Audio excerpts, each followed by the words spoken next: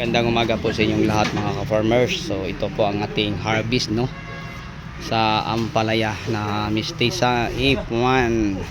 Yung ampalaya nating survivor sa bagyo o hangin o ulan sa loob ng 17 days.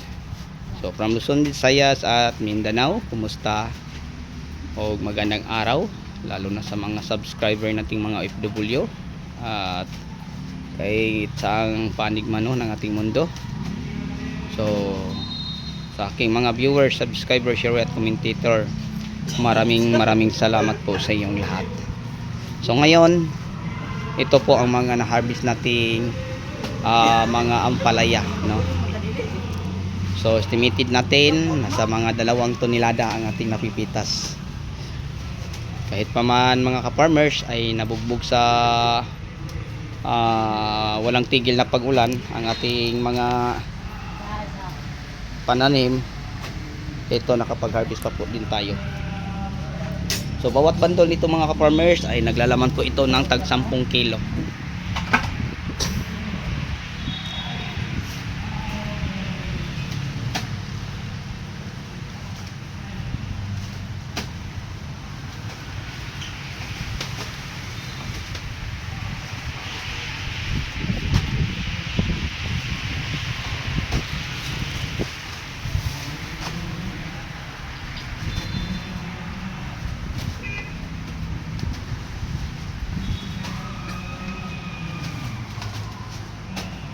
Ayan po.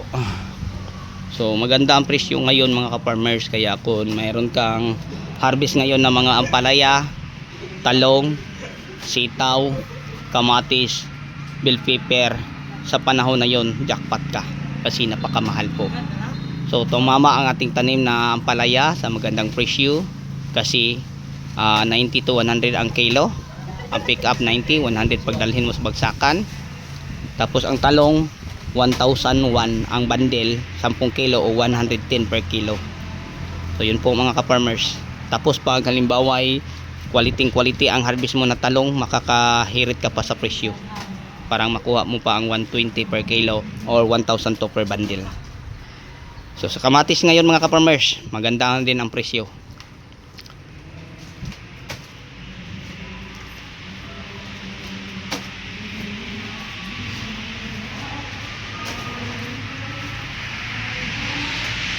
So hanggang ngayon sobrang lakas pa din ang hangin. Natunog ang ating twine.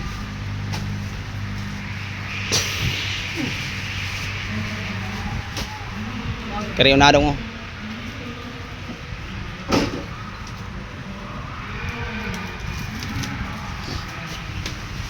Luag.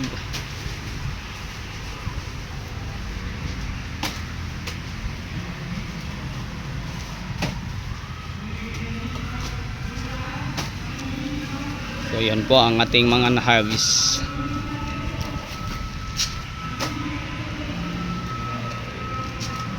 So nasa mga 2 tonelada kasi nasa 1,750, tapos ang kabila ay ano din 28, so 2,030 ata kilos lahat. Sa kilid na lang na uban ubos kay matimpag mangyapon na. Butang nga na nagkarton kaya ron dili mabunog. Ayan, tapos na. So yan, lipat pa kami sa kabila mga farmers kasi doon tayo may harvest na talong at saka ampalaya, and then may sitaw and then pipino. Okay, so yun na siguro ang may share at may update ko po sa inyo sa araw ito.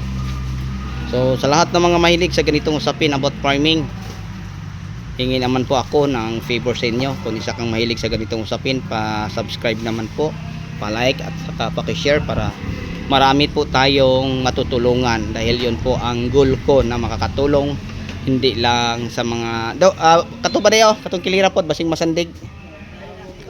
Ibutan ng kartona sa yagdagan, musandig man na. Kana. So yun po ang ating goal no, na makakatulong hindi lang sa makapanood. o masiran sa ating video. So yun po ang purpose natin, na makakatulong tayo sa mga farmer, lalo na sa mga baguhan at wala pang alam. Okay, so yun na po siguro ang mai-share at mai-update ko po sa inyo sa araw ito. Ayan, magpapalit na po tayo ng damit para magbiyahe na mga ka-farmers. So tira to sa harvest kahapon na. So naka 1,750 pa po tayo. Ano yun ba day? Yan. Napakaganda po sa ating mga harvest na ampalaya.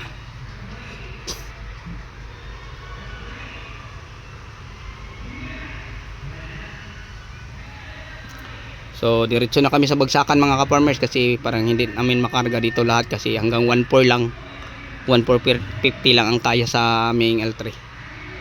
Kaya double trip kami ngayon.